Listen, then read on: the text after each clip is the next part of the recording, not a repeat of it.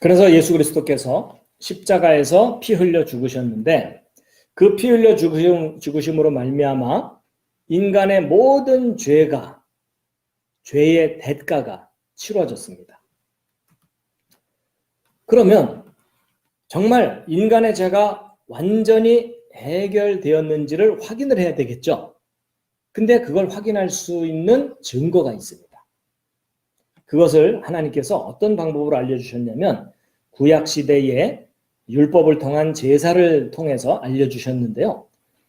여러분, 제사장이 어떤 사람의 죄를 대신해서 희생 제물인 양이나 소를 죽이고 나면 그 피 흘림이 있고 난 후에 그 사람의 죄가 속해진 것을 검증하는 방법이 이 성막이라고 하는 곳에 들어가는 일입니다. 모세를 통해서 하나님께서 알려주신 내용대로 모세가 지은 것이 성막이었죠. 근데 성막에 들어가면 방이 두 개가 있습니다. 첫 번째 들어간 방이 성소입니다. 성스러운 장소입니다. 근데 그 안쪽에 밀실이 있습니다. 그 밀실은 지성소라고 부릅니다. 이게 한자식 표현인데요. 지극히 성스러운 장소. 영어로 the most holy place입니다. 근데 이 지성소 안에는 하나님을 만나는 장소가 있고 속죄소라는 곳이 있습니다. 결국 이 대제사장이 속죄의 제사를 끝낸 후에 이 지성소를 들어가게 됩니다. 근데 이 지성소에 들어갈 때 중간에 뭔가 실수가 있었거나 잘못된 점이 있으면 이 대제사장이 지성소에 들어갔다가 살아서 나오질 못합니다. 죽게 되죠. 그렇기 때문에 이 대제사장이 지성소를 들어갔다가 나올 때 살아서 나오면 온전한 속죄가 이루어졌다는 증거가 됩니다. 결국 온전한 속죄가 이루어지려면 지성소를 들어갈 수 있어야 되고 그리고 살아서 거기서 나와야 됩니다. 죽음을 면하고 나와야 됩니다. 그래야만 온전한 속죄가 이루어집니다. 그런데 하나님께서 이 제사를 통해서 지성소를 들어갔다 나오는 저 사건을 알려주신 이유가 있습니다.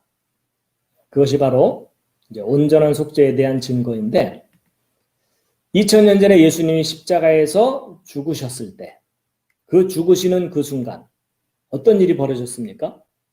그때 당시 예루살렘에 있던 성전에 지성소를 가리고 있던 휘장, 커튼이죠. 그게 위에서부터 아래로 찢어지면서 지성소가 열렸습니다. 그래서 이 지성소가 열린 사건은 아주 중요한 의미를 갖는 사건입니다. 성경에 써 있죠? 마태복음 27장에 함께 읽으시겠습니다. 예수님께서 다시 큰 소리로 외치시고 숨을 거두시니라.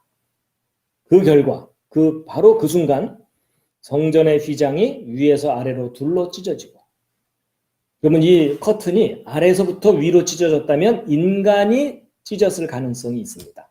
근데 위에서부터 찢어져서 내려왔다는 얘기는 인간의 힘과 노력이 아닌 그런 하나님의 방법으로 열렸다는 뜻입니다. 근데 물리적인 이유는 있습니다. 예수님이 죽으시던 그 순간에 예루살렘에 큰 지진이 있었습니다. 땅이 진동하며 바위들이 터지고 그래서 이 지진의 힘에 의해서 성전이 뒤틀리면서 커튼을 팽팽하게 잡고 있던 부분이 균열이 가면서 위에서부터 아래로 찢어진 것입니다. 여러분, 오늘날이야 핵폭탄 터뜨리면 이 정도 규모의 지진이 일어날 수 있겠지만 그때 당시 기술 수준으로는 인간의 노력으로 이런 지진이 일어날 수가 없습니다. 결국 하나님께서 일으키신 지진이라고 봐야 되겠죠. 근데 어쨌든 그 결과 지성소가 열린 것입니다. 지성소가 열렸다는 것이 무슨 뜻입니까? 하나님을 만날 수 있게 됐다는 것이죠. 그렇죠? 그리고 예수님은 십자가 죽음 이후에 부활하셨습니다. 죽음을 이기고 부활하셨죠. 지성소가 열렸습니다. 대제사장이 죽을 수도 있는 그곳을 지성소를 들어갔다가 살아서 나왔습니다. 예수님의 부활과 관계가 있습니다.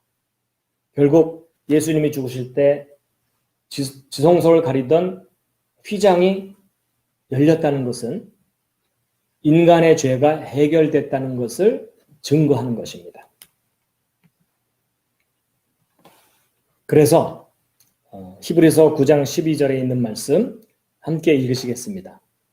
염소와 송아지의 피가 아니라 자기 피를 힘입어 단 한 번 거룩한 곳에 들어가사 우리를 위하여 영원한 구속을 얻으셨느니라. 여기 중요한 단어들이 있습니다. 단 한 번. 여러 번 들어가야 죄가 해결되는 것이 아니라 단 한 번 들어감으로 말미암아 구속은 죄의 값을 치르고 사람들을 구원하는 일이죠. 그렇죠? 근데 잠깐 구원하는 게 아니라 영원한 구속. 그러니까 단 한 번 사건으로 영원히 구원한다는 일이 일어난다는 것입니다. 그러니까 예수님이 우리를 위해서 두 번 죽으실 필요가 없습니다. 단 한 번만 죽음으로 말미암아 영원히 사는 것이죠. 바꿔 얘기하면 단 한 번 해독제를 먹음으로 말미암아 영원히 그 효력이 발생하는 것입니다.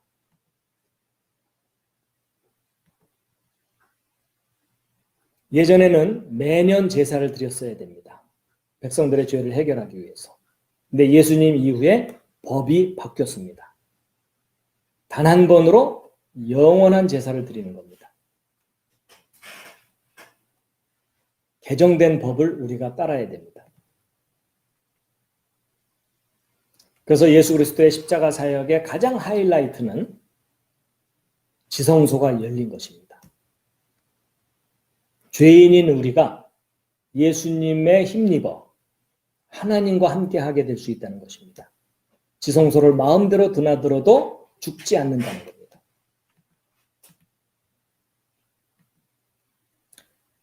예수님의 십자가 사건은 맨 첫 번째 죄를 해결하는 동시에 그 이후 파생된 모든 죄를 해결하는 너무나 중요한 사건입니다.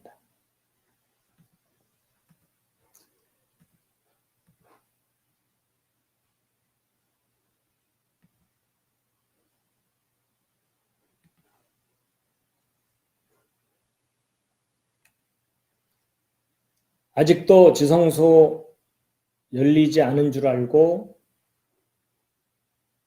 어찌할꼬 하고 탄식하는 분들이 많습니다. 지성소는 이미 열렸습니다.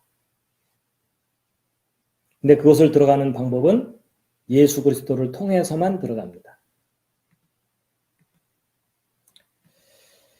자, 그런데 이제 마지막으로 한 가지 중요한 사실이 남아 있습니다. 여러분, 하나님과 사람 사이에는 계약이 있었습니다.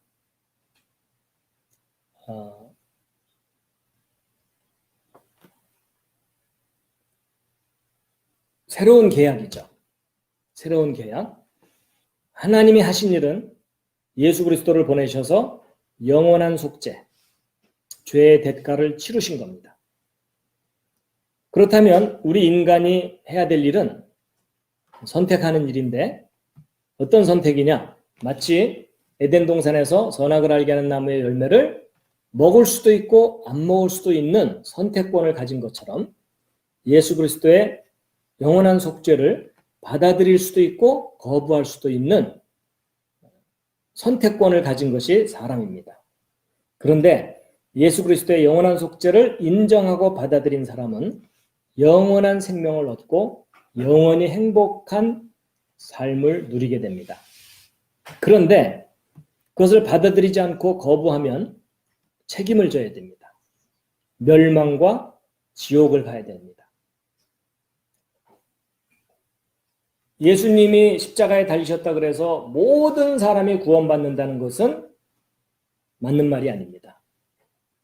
사람에게는 인격이 주어졌기 때문에 인간의 선택이 반드시 필요합니다.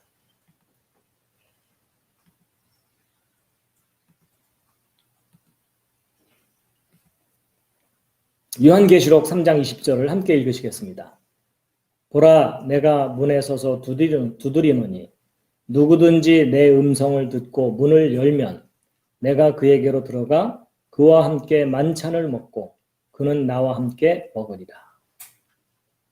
여러분 여기 잘 보시면요.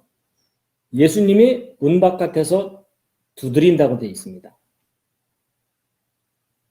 예수님이 직접 열고 들어오시는 게 아닙니다. 두드리는 겁니다. 그러면 누가 문을 열어야 됩니까? 여러분과 제가 문을 열어야 됩니다. 근데 여러분과 제가 문을 열지 않으면 어떻게 됩니까? 예수님이 못 들어오십니다. 여러분 놀랍게도요. 여러분과 제가 얼마나 특별한 존재로 창조되었냐면요. 여러분과 제가 마음 문을 닫으면 이 우주를 창조하신 창조자 하나님도 여러분과 제 마음 속에 못 들어오십니다.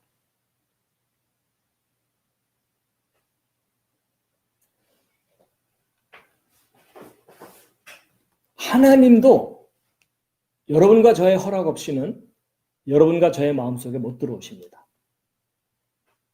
여러분 하나님이 사람을 간절히 구원하고 싶어서 문을 뻥 발로 차고 들어오실 수도 있겠죠. 그런데 우리가 열지 않으면 하나님도 못 들어오십니다. 무슨 말이겠습니까? 여러분과 저를 인격적인 존재로 만드시고 존중을 해주신다는 겁니다. 그렇기 때문에 여러분이 마음을 열어야 하나님께서 여러분 속에 들어오십니다. 근데 그분을 마음으로 맞아들이면 전혀 다른 세상이 펼쳐집니다.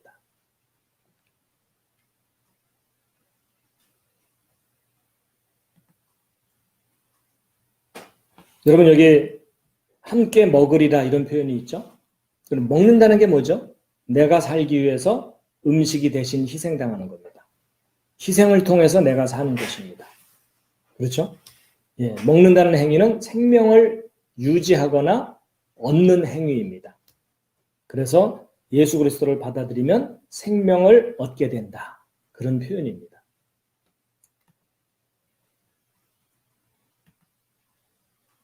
예, 하나님의 복음은 그 근거가 에덴 동산에서 출발합니다. 그 이전에는 물론 천지창조이죠. 근데 에덴 동산에서 잘못된 그 문제를 2000년 전에 오신 예수님이 완벽하게 해결해 주셨습니다. 중요한 것은 여러분과 저의 선택입니다. 이미 하나님은 계약서를 다 작성해 놓으시고 하나님이 하셔야 될 일을 다 해 놓으셨습니다. 사인까지 하셨습니다. 여러분의 사인이 절대적으로 필요합니다.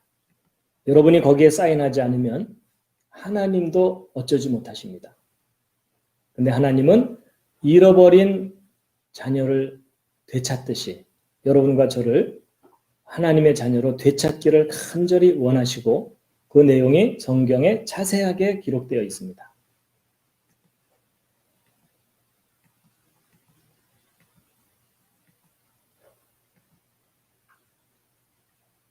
우리의 구원을 위해서 우리가 해야 될 일이 없습니다.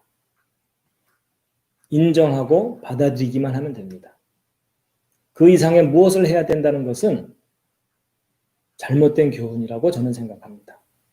예수 그리스도의 전적인 구원을 오히려 부인하는 일이라고 생각합니다. 그렇지만 우리가 착하게 살아야 되고 선하게 살아야 되는 이유는 뭘까요? 우리의 구원을 위해서가 아닙니다. 다른 사람의 구원을 위해서. 하나님의 잃어버린 사람들을 더 많이 찾기 위해서 선하게 살아야 되고 하나님의 법을 따라야 되고 그뿐만 아니라 우리 자신의 진정한 행복과 기쁨도 하나님의 법을 따르는 일에서 가능합니다.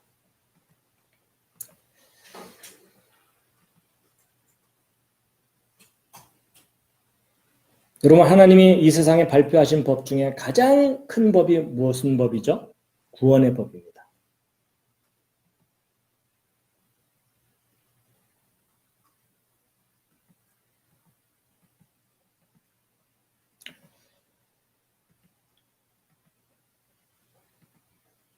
예, 이사야서 53장에 있는 말씀 함께 깊이 생각하시면서 읽으시겠습니다. 참으로 그는 우리의 고통을 짊어지고 우리의 슬픔을 담당하였거늘 우리는 그가 매를 맞고 하나님께 맞아 고난을 당한다고 생각하였노라. 그러나 그는 우리의 범법들로 인하여 부상을 당하고 우리의 불법들로 인하여 상하였노라. 그가 징벌을 받음으로 우리가 화평을 누리고 그가 채찍에 맞음으로 우리가 고침을 받았도다. 우리는 다 양 같아서 길을 잃고 각각 자기 길로 갔거늘 주께서는 우리 모두의 불법을 그에게 담당시키셨도다.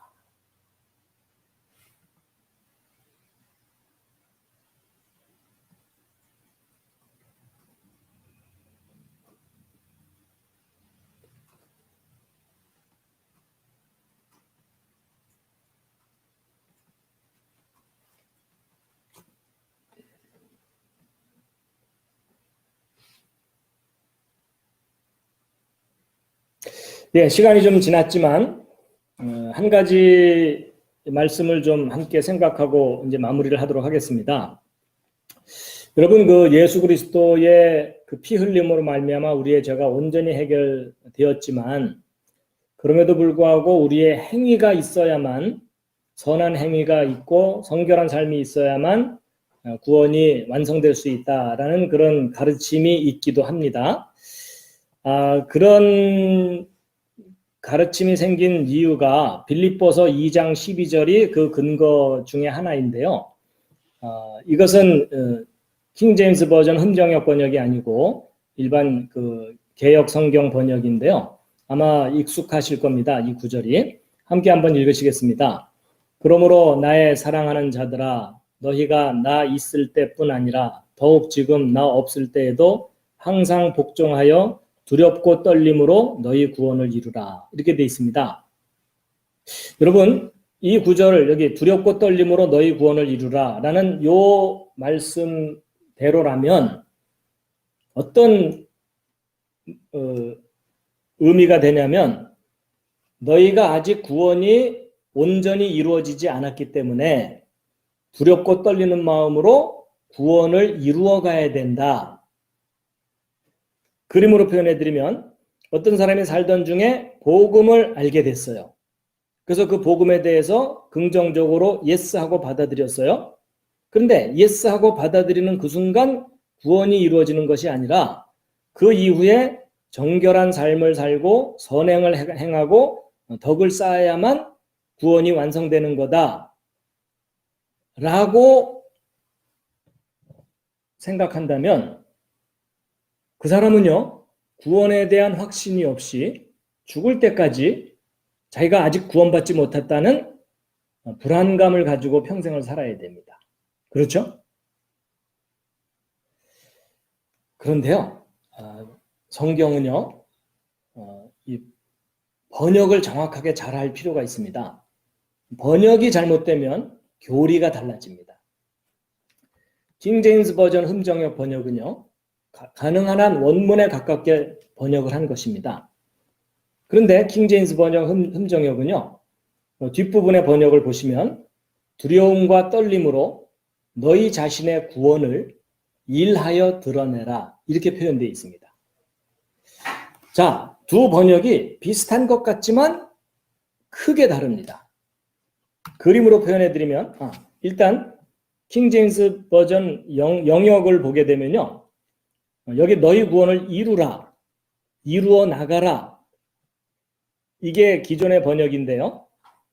킹 제임스 번역을 보면은 영어로 work out your own salvation 이렇게 되어 있습니다. 너희 자신의 구원을 work out. 이게 무슨 말이에요? 일함으로 드러내라. 이런 거거든요. 자, 그림으로 표현하면 이겁니다. 어떤 사람이 어느 날 복음을 들었습니다. 깨달았습니다. 그래서 그 복음에 대해서 yes, 쉽게 얘기하면 사인을 한 겁니다. 정말 이 복음이 나를 구원하는 복음입니다 하고 yes를 했어요. 그럼 그 순간 그 사람에게 구원이 임한 겁니다. 그렇죠? 그런데 이 사람이 다른 사람의 구원을 위해서 자신이 구원받은 바를 일함으로 드러내라 이런 의미입니다. 그러니까 이미 여러분과 저는 구원을 받았으니까 다른 사람이 구원받도록 하기 위해서 일함으로써 드러내라. 행동으로써 드러내서 다른 사람도 구원받게 하라 이런 말입니다. 전혀 다른 의미이죠. 그렇죠? 예. 그렇기 때문에 해석의 문제는 아주 중요한 교리의 문제를 일으킵니다. 아직 구원이 완성되지 않았기 때문에 열심히 선행을 하고 정결한 삶을 살아야만 구원받을 수 있다라는 가르침은 성경적인 가르침이 아니라고 봐야 됩니다. 이미 여러분과 저는 복음을 듣고 그걸 받아들이는 순간 구원이 임한 것입니다. 근데 우리의 구원으로 끝날 게 아니라 다른 사람도 구원하기 위해서 일함으로 드러내야 됩니다.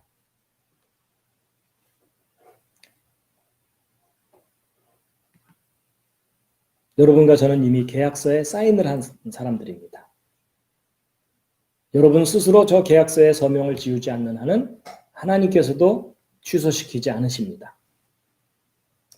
근데 만약에 중간에 이 계약서의 사인을 본인 스스로의 결정으로 지우면 어떻게 될까요?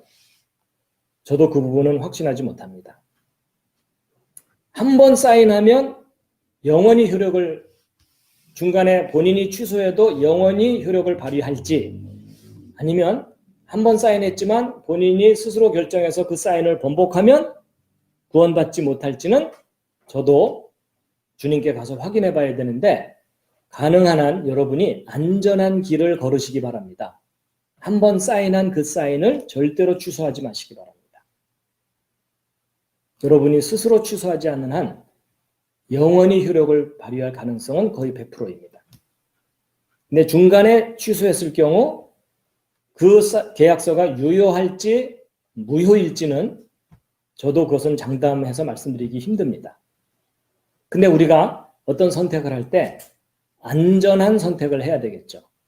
한 번 쌓이는 것을 절대로 취소하지 않으면 구원받을 가능성이 가장 높습니다. 빌립보서 2장 12절에 대해서 함께 이제 이야기를 나눌 텐데요. 사실 그 빌립보서 2장 12절 자체만 가지고 토론을 하거나 의견을 나누면 결론도 나지 않으면서 밤새 입씨름을 해야 됩니다. 그렇기 때문에 이제 성경의 다른 모든 말씀들하고 조화를 이루는 그런 관계 속에서 빌립보서 2장 12절을 이해를 해야 됩니다. 그래서 일단 그 빌립보서 2장 12절에 그 영어 번역도 킹 제임스 버전 번역은 work out your own salvation이라고 돼 있죠. 오른쪽에. 거기에 비해서 이제 NIV는 continue to work out your salvation 이렇게 돼 있습니다. 이제 continue라는 단어를 집어넣은 것이 원문에 두 개의 동사가 있어서 그런 건 아니고요. 아마도 그 의미 번역을 했다라고 볼 수 있겠습니다. 의역을. 근데 어쨌든 여기 보면 이제 work out 이렇게 표현되어 있죠. 그래가지고 이제 중요한 것은 원문에 뭐라고 기록되어 있느냐. 이제 요걸 좀 확인할 필요가 있습니다. 그래서 이제 보시게 되면은 소테리아.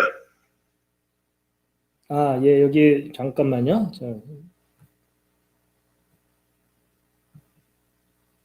페이지가 하나 넘어갔구나.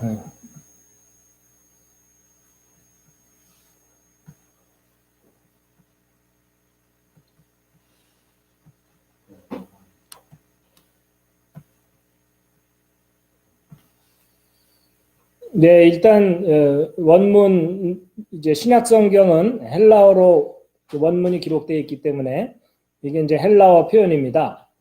거기 보면은 이제 개역 개정 번역은 이루라라고 번역되어 있고 킹 제임스 버전은 일하여 드러내라라고 번역되어 있는 단어가 바로 이제 요 단어입니다. 요 단어인데 함께 한번 읽으시겠습니다. 헬라어에 익숙하신 분들은 일부 읽기도 하시지만 일단 발음을 한번 들어보도록 하겠습니다. katergazomai, katergazomai, 카터가조마이라고 하는 단어입니다. 카터가조마이 이렇게 돼 있는데 한 번 더 들어보시겠습니다. katergazomai, katergazomai, 카터가조마이라고 하는 이 단어는 두 개의 단어가 합해진 단어입니다. 그래서 이제 카타라는 단어하고 에르가조마이라고 하는 단어가 합쳐진 그런 이제 합성어죠. 그래서 카타라는 단어는 down from이라는 뜻이 있고 또는 throughout 뭐 이렇게 according to 뭐 이런 다양한 이제 앞뒤 문맥에 따라서 이제 다양하게 번역되는 그런 것이고요. 그다음에 에르가조마이는 기본적으로 일하다 또는 행하다 이런 뜻입니다. 근데 거기에 이제 카타라는 것이 앞에 붙은 거죠. 그래서 에르가조마이라는 단어는 여러 가지 이제 문맥에 따라 다양하게 번역될 수도 있는데 뭐 to toil 그래갖고 애써서 노력해서 애를 써서 일하다 이런 뜻도 있고요. 그다음에 commit 이것은 어디에 전념하다, 거기 올인하다 이런 뜻도 있는 그런 단어입니다. 그래서 어쨌든 카타가조마이 발음이 신통치 않네요. katergazomai, 카터가조마이. katergazomai, 카터가조마이라는 이 단어는 신약성경 원문에 24번 나옵니다. 23개의 절에서 24번 나오는데 이제 다양하게 번역이 되는데 to perform 그래서 뭔가를 수행하다. 그리고 accomplish 성취하다. achieve도 비슷한 의미이죠. 그다음에 이제 work out 일함으로 뭐 드러낸다 이런 뜻도 있고요. 그다음에 이제 여기 보면요. to do that from which something results 그래서 이제 앞에 있는 단어가 여기 구원이라는 단어거든요. 그래서 이 구원이라는 단어는 참고로 발음을 들어보시면 soteria, 소테리아라는 단어인데요. 구원으로부터 열매를 내도록 행하라. 뭐 이런 의미입니다. 그러니까 구원받은 것에 대한 열매를 내라 이런 뜻이에요. 그러니까 구원받기 위해서 뭘 하라는 뜻이 아니라 구원을 받았다면 그 구원에 합당한 열매를 내도록 뭔가를 행하라. 뭐 이런 뜻입니다. 그리고 이제 여기 보면은 to fashion인데 다른 말로 render one fit for a thing. 무언가에게 적합하도록 힘을 써서 행하라. 뭐 이런 뜻입니다. 그러니까 구원받은 것에 적합하게 행하라. 이런 뜻입니다. 거죠. 그러니까 구원을 얻기 위해서 노력하라는 뜻이 아니라 구원을 받았다면 그 구원받은 거에 적합하게 행하라. 그러니까 구원의 감격, 그 구원의 기쁨을 자기 삶 속에서 드러내라. 뭐 이런 의미로 이해될 수 있는 그런 단어입니다. 그래서 이제 이 카터가조마이라는 단어가 뭐 로마서뿐만 아니라 고린도서에도 보면은 앞뒤 문맥에 따라 다양하게 이제 해석이 되는데 기본적으로는 행하다입니다. 그리고 때에 따라서는 어떤 결과를 유발하다.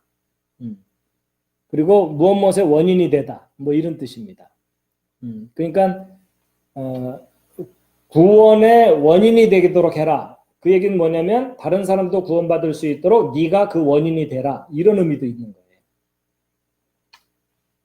그래서 결국 이 전체적으로 종합해서 우리가 생각해 본다면 너희들의 구원이 아직 이루어지지 않았기 때문에 열심히 노력해서 구원을 완성시키도록 해라 이런 뜻이 아니고 이미 너희는 구원을 받았고 그 구원이 열매를 맺도록 노력해라. 그래서 구원에 합당한 삶을 살고 하나님께로부터 큰 은혜를 받은 네가 왜 그렇게 다른 사람을 실족하게 하는 그런 삶을 살아서 되겠느냐. 모범적으로 정직하게 하나님 보시기에 또 그 구원이라는 그 감격스러운 것에 합당하게 살아라. 이런 의미라는 겁니다. 그렇기 때문에 이제 그림으로 표현해 드리면 이제 그 개역개정 번역을 그대로 그냥 받아들인다면 어떤 사람이 살다가 복음을 듣고 나서 그래서 복음에 대해서 예스 했어요. 그렇죠? 그래서 자기가 구원받은 줄 알았는데 자기가 그 후로 뭔가 실수를 하고 뭐 죄에 빠지게 되면 그 구원을 잃어버리기 때문에 잃어버리지 않으려고 끊임없이 노력해야 되는 그런 게 아니라는 겁니다. 어떤 사람이 그 복음을 받아들인 그 순간이 그 사람이 구원을 받은 순간이고 구원을 확신하고 그 구원이 그 사람에게 이루어진 순간이고 그 이후로의 선행과 덕스럽게 살고 정결하게 사는 것은 자기의 구원을 위해서 사는 게 아니라 다른 사람의 구원을 위해서 사는 것이다. 이런 겁니다. 좀 더 쉽게 표현하면 안심하시라는 겁니다. 내가 구원받았는지 아닌지 늘 불안해하면서 살지 마시고 평안하게 사시라는 거죠. 여러분 예수님께서 이 땅에 오셔서 불안하라고 말씀하셨습니까? 평안하라고 말씀하셨습니까? 네, 평안하라고 말씀하셨어요. 그렇죠? 네. 그리고 진리를 알지니 진리가 너희를 자유케 하리라 이러셨어요. 그렇죠? 예. 근데 만약에 우리의 구원이 완성되지 않은 거니까 죽을 때까지 뭔가 열심히 노력해야 된다고 한다면 자유한 게 아니죠.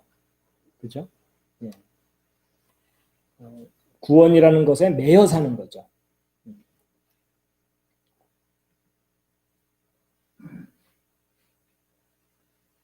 그런데 이제 이렇게 얘기하면 이런 질문을 하는 분들이 있죠. 그러면 구원에 대한 확신이 있으니까 지멋대로 살아도 된다는 말이냐? 응? 구원의 확신을 가진 이후에 막 살인도 하고 도둑질도 하고 간음도 하고 그래도 괜찮다는 얘기냐?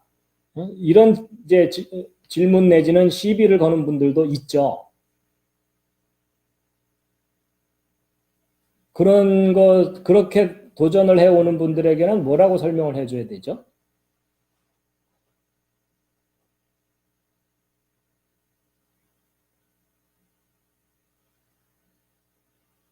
아니 저를 쳐다보지 마시고 구원받은 사람이면 그렇게 살 수가 없죠.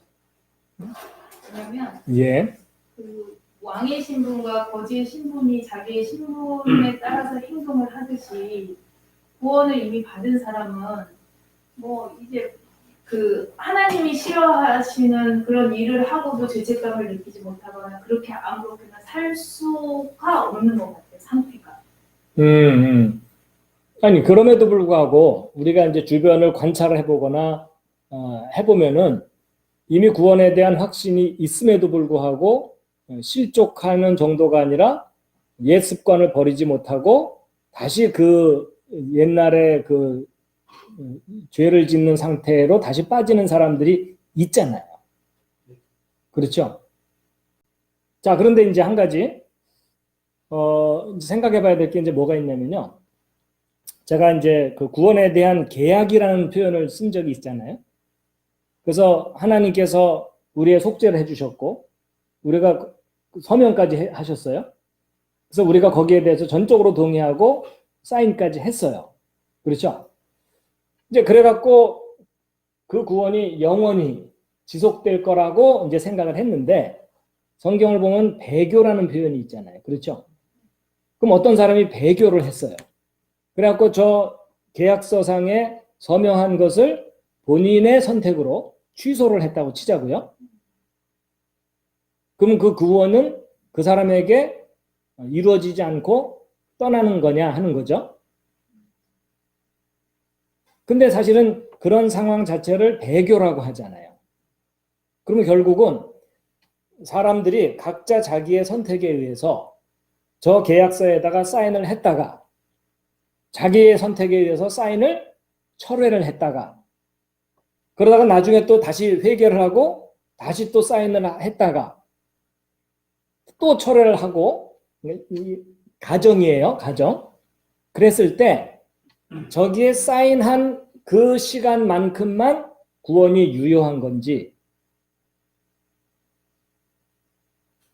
그러니까 배교했다가 다시 회개하고 돌아서는 사람은 어떻게 되죠?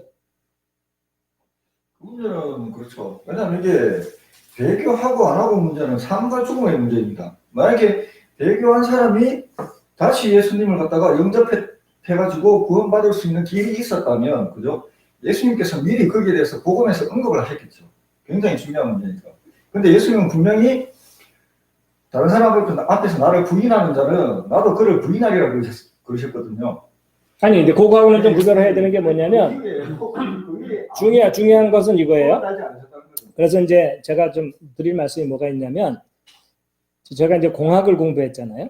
공학을 공부하게 되면, 제가 재료공학이라는 걸 했는데, 거기에서 이제 어떤 개념의 표현이 있냐면, 상태함수라는 표현과 경로함수라는 좀 어려운 표현이 있어요. 그 상태함수는 이런 거예요.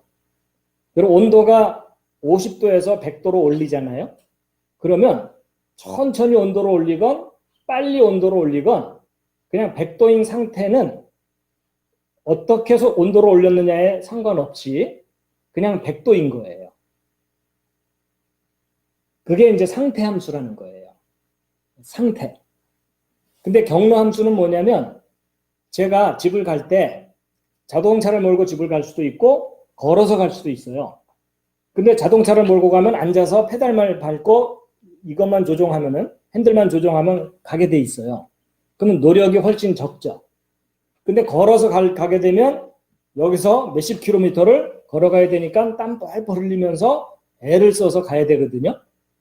그러면 제가 자동차를 몰고 갈 때 일을 한 것, 에너지를 사용한 것하고 걸어갈 때 에너지를 사용한 것은 어떤 방법으로 갔느냐에 따라서 크게 달라져요. 그렇죠?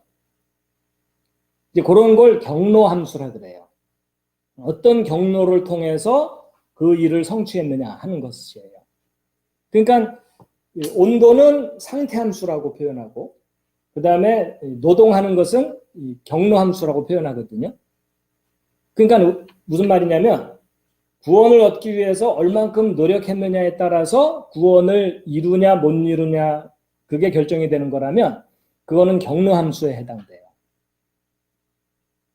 그런데 계약서에 사인이 됐느냐 안 됐느냐에 따라서 구원 받았느냐 못 받았느냐가 결정이 된다면 그건 상태함수에 해당돼요. 그래서 어떤 사람은 예수 그리스도를 영접하는 일이 너무 쉬워요. 부모님들이 다 믿고 온 가족이 다 아주 홀리한 분위기에서 성장한 사람이 거기에 대해서 거부하지 않으면 그 사람은 부모의 덕에 힘입어서 그냥 아무 갈등 없이 예수를 믿고 구원에 이르는 거예요. 그런가 하면 온갖 핍박을 받으면서 아니면 그냥 세상에서 막 굴르다가 뭐 얻어맞고 터지고 이래갖고서 그냥 어찌어찌 하다가 예수님을 만나서 구원받은 사람은 그 과정이 기구하잖아요. 그렇죠? 그러니까 너는 정말 힘들게 기구하게 신앙의 여정을 겪어왔으니까 너는 구원해주고 너는 너무나 편하게 예수 믿었으니까 너는 안 된다. 이런다면은 구원이라는 것은 경로함수가 되는 거예요. 근데 예수님께서 선포하신 그 구원이 상태함수냐 경로함수냐 이거죠.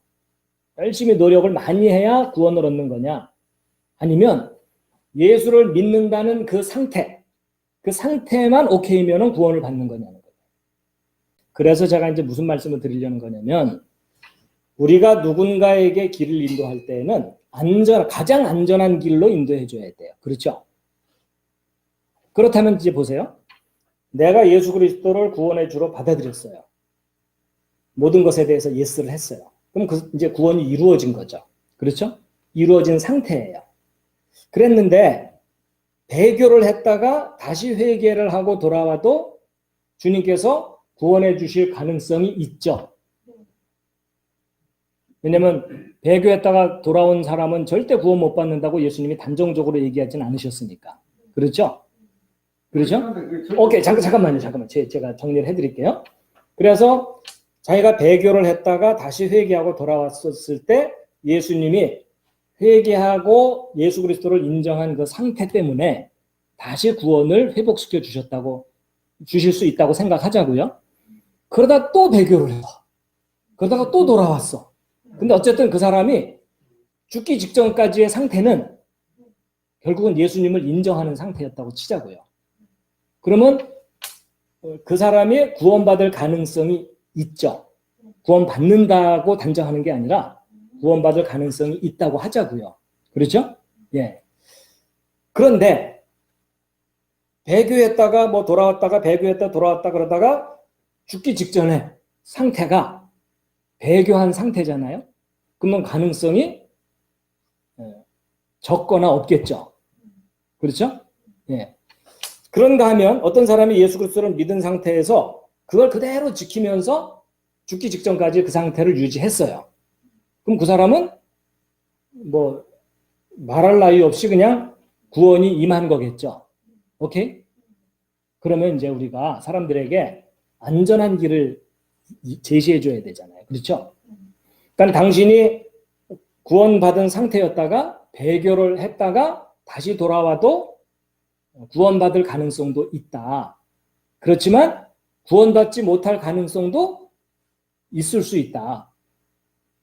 근데 당신이 구원을 확신한 후에 배교하지 않고 잘 지키고 당신의 인생이 끝나면 구원받는 것은 100% 보장된 일이다. 그럼 100% 보장된 일하고 보장되지 않은 쪽하고 어느 쪽 삶을 살겠느냐. 이렇게 권유를 하는 게 낫다는 거죠. 그렇죠? 예. 당신이 구원받은 상태였다가 배교를 하면은 더 이상 구원의 기회가 없다라고 단정할 수 있는 그런 능력을 가진 사람은 또 아무도 없어요. 이해되시나요? 네. 그렇죠? 그러니까 구원을 확신했다가 한 번 배교하면 절대 구원은 없다. 이런 얘기를 함부로 해서도 안 된다는 거예요. 이해가 되십니까? 네. 그리고 그 배교라는 것이 도대체 뭐냐는 거죠. 예수를 그리스도로 믿었다가 살인을 하게 됐어요. 배교입니까? 그건 배교가 아니에요. 서명을 지우는 게 배교이고. 그렇죠. 네. 그 서명을 자기 스스로 취소하는 것이 배교이지 살인하거나 강도질을 하는 것은 배교가 아니에요. 근데 그걸 구별을 해야 돼요. 근데 십계명도 이제 하나님께서 주신 거고 이미 그 계약 안에는 십계명이 전제되어 있다면 상황이 달라집니다. 그렇지 않다는 거예요. 그러니까 10계명으로 구원에 이르는 게 아니에요. 10계명을 지키는 것이. 그러니까 율법은 죄를 깨닫게 하는 거지 죄를 해결하는 게 아니에요. 예정론에 대한 이제 여러 가지 이해가 있을 수 있는데요. 근데 우리가 이제 이런 거죠. 성경을 어느 한 부분만 보면서 해결하려고 그러면 해결이 안 될 경우가 많습니다. 그렇죠? 성경의 전체 속에서 균형과 조화를 이루면서 이해를 해야 되거든요. 그래서 이제 저는 개인적으로 어떻게 이해를 하냐면 이런 거죠. 하나님께서 이런 말씀을 하시죠. 내가 너희들 앞에 사망과 생명과 복과 저주를 너희 앞에 둔다. 너희가 택해라. 이러셨어요. 이게 무슨 말이냐면 내가 너희들 앞에 사망과 저주만 두었기 때문에 어쩔 수 없지롱 이러지 않으셨다는 거예요.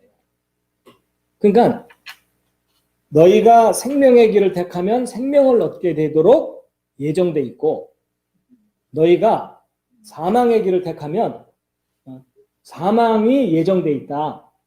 너희가 택해라. 저는 그게 예정론이라고 생각을 해요. 그렇죠? 그러니까 하나님께서 왜 길만 주고서 그 길만 가게 하셨다면 운명론이죠. 근데 선택할 수 있는 양쪽 길을 다 주시면서 우리에게 인격적인 선택을 하게 하시는 거라는 거예요. 그렇지만 예정된 건 뭐냐? 양쪽 길을 다 하나님이 열어놓으신 거예요. 그렇죠? 저는 그렇게 이해를 하고 있어요. 그러니까 어떤 사람이 태어나기 전부터 그 사람은 반드시 예수를 믿게 되고 구원받을 거라고 정해진 게 아니고 여러분 그게 정해졌다면요. 전도할 필요가 없어요. 선교할 필요가 없어요. 교육할 필요도 없고. 맞죠? 네. 왜냐면 예정돼 있는데 하나님이 예정한 걸 누가 감히 바꿔요. 그렇죠? 오히려 그 불경스러운 일이죠. 하나님이 운명적으로 정해놓은 것을 인간이 바꾸겠다는 거니까. 저는 그게 절대로 논리적이지 않다고 봐요. 그렇기 때문에 하나님이 양쪽 길을 다 두시고 경우의 수가 수만 가지예요. 그렇죠? 그렇지만 결국 예수 그리스도를 택하면 구원받도록 정해놓으신 거라는 거죠. 그 길을 정해놓으신 거지 운명을 결정해놓은 게 아니라. 예정론을 잘못 이해하면 운명론자가 돼버립니다. 그래서 인생을 수동적으로, 피동적으로 살게 돼 있어요. 비관적으로 살게 되거나 이렇게 돼 있죠. 어쨌든 그렇게 이해를 하고 있고요. 예. 그렇기 때문에 이제 이 구원에 관한 문제도요. 구원을 확신한 사람이 실족하는 일이 있는 건 어떤 의미에서는 당연해요. 그렇죠? 구원받은 이후에 절대로 실족하지 않고 평생을 모범적으로 산다? 불가능합니다. 동의 안 하시는 분? 동의합니다. 그렇죠? 네. 그래서 그래서 저는 구원받은 이후의 삶은 성숙함과 미숙함의 문제라고 저는 생각을 하는 거예요. 나는 이미 구원받았으니까 내 멋대로 살 거야. 그렇게 살 수도 있어요. 근데 구원받은 그 상태를 부인하지 않는 이상은 주님께서 구원시켜 주실 가능성도 있죠. 근데 그 나머지 삶은 미숙한 삶이라는 거예요. 이기적인 삶을 살다가 끝나는 거니까. 그렇죠? 예. 그러면 성숙한 삶은 뭐겠어요? 열매 맺는 삶이 성숙한 삶이죠. 그러면 내가 이렇게 감격적인 구원을 받았다면 다른 사람도 구원받을 수 있도록 내 자신이 조심하고 절제하고 그렇게 사는 것이 마땅하다는 거죠. 그러니까 구원받은 이후에 제멋대로 살아도 된다라는 그렇게 가르치는 사람은 미숙해도 정말 미숙한 거죠. 그럼 미숙한 사람은 어떻게 해줘야 돼요? 잘 돌봐줘야 돼요. 잘 돌봐주는데도 안 되면 어떻게 해야 돼요? 몇 대는 때려줘야 돼요. 그렇죠? 근데 몇 대 때려도 돌이키지 않으면 어떻게 해야 돼요? 일단은 분리를 시켜야 돼요. 그렇죠? 땅에 묻을 수는 없고 분리를 시켜야 돼요. 그게 이제 사실 치리인 거죠. 그렇죠? 그러니까 구원받은 것을 확신하게 하는 일이 가장 우선이고 그 다음에는 성숙한 삶을 살도록 다스려줘야 되는 거죠. 그렇게 구별을 하면 훨씬 좋을 것 같아요. 죽기 직전의 상태, 믿었다는 상태가 중요하다는. 그렇죠. 죽기 직전의 상태가 제일 중요하죠. 어떤 의미에서는. 그 대표적인 예가 예수님 한쪽 편에 있던 강도죠. 그럼 만약에 경건하게 살아야만 구원받는 거라면요. 그 옆에 있는 강도가 구원받는 것은 부당한 일이에요. 그렇죠? 평생을 악하게 살다가 맨 마지막 순간에 예수님을 인정하는 상태가 됐잖아요. 그렇죠? 그럼 그 사람은 자기의 믿음을 증명할 무슨 삶이 없잖아요. 단지 인정했다는 것만으로 구원받았으니까. 그래서 제가 아까 그 상태 함수와 경로 함수를 구별해야 된다는 거죠. 근데 이제 중세 때 교회들이 이 구원을 경로 함수로 자꾸 가르친 거예요. 그래서 헌금을 많이 해야 구원받는다. 뭐 기도를 열심히 해야 구원받는다. 덕을 많이 쌓아야 구원받는다. 이렇게 해버린 거예요. 뭔가 개념을 착오한 거죠.